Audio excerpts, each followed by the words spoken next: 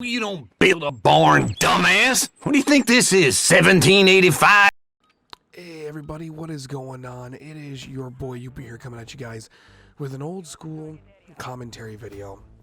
I just want to say for the record, I haven't done anything like this in quite a long time, so forgive me if I kind of ramble on and don't really know what the hell I'm talking about. It's just, like I said, it's been a long time for me. And also too, just want to say that if you guys are wondering why I'm sounding like I'm whispering, it's because I am. My girlfriend currently is sleeping on the couch behind me, and my son is in bed, and I'm still kind of getting over a little bit of a nasty head cold and some pretty bad allergies because of all the pollen that's out and about.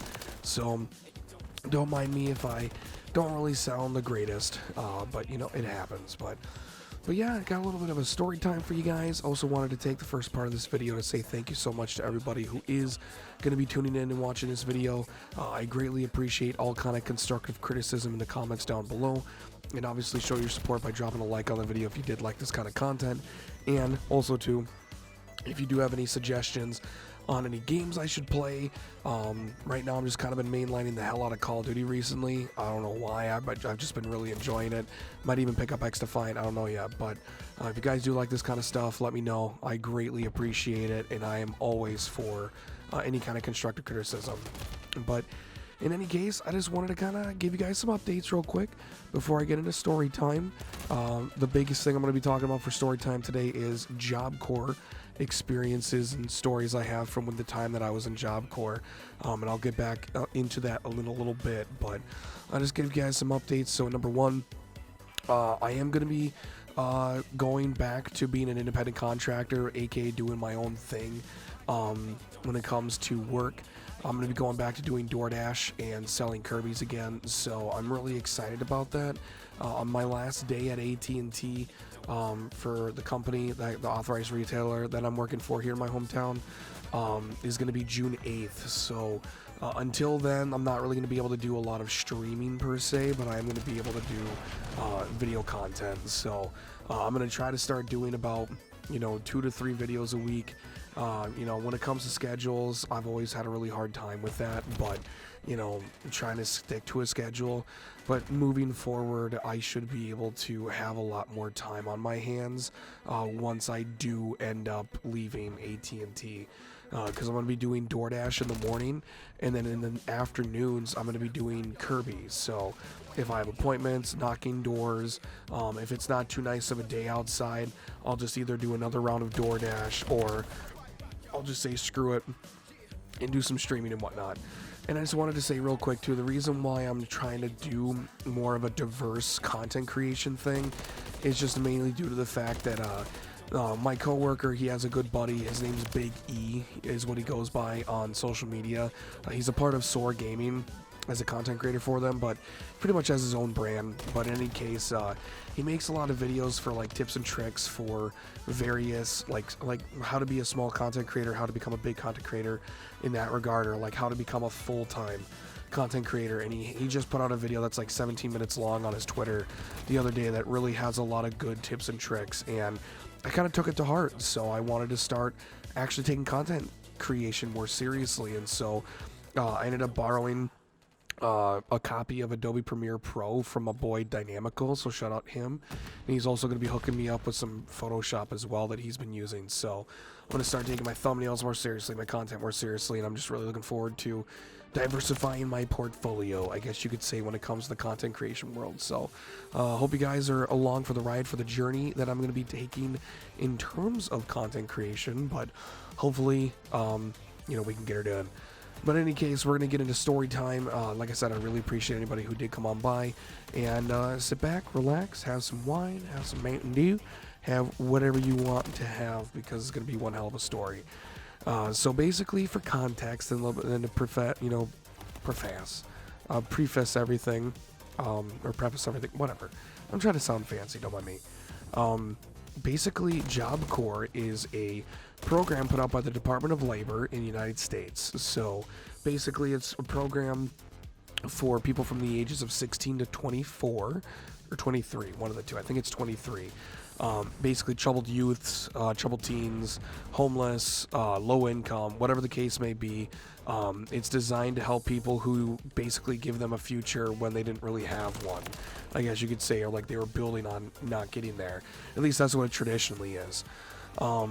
So for me, it was just because I was homeless. Like I was 18 right out of high school, had no income, so I was able to easily get in there, basically. But the way it works is Job Corps is basically like a trade school.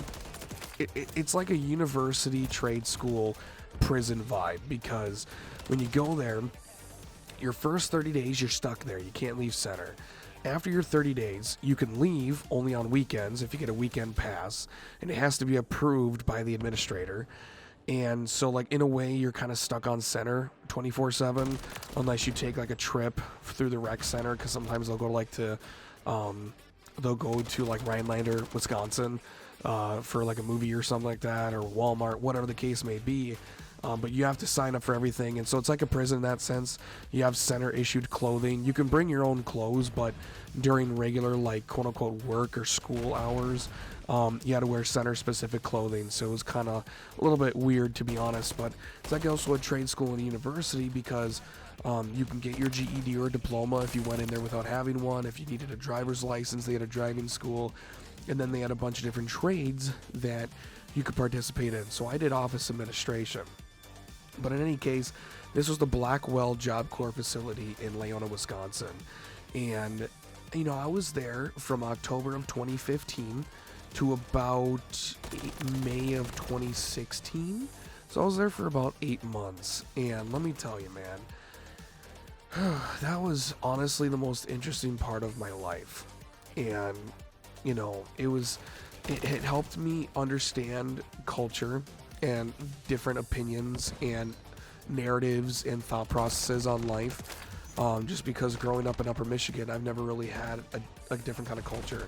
Like, the people up here are great, but, you know, everybody's white. There's no real diversity. And to be honest, who the hell's gonna live up here anyways, unless you were born up here or you like the cold? Because not a lot of people like Upper Michigan because of how harsh the winters are.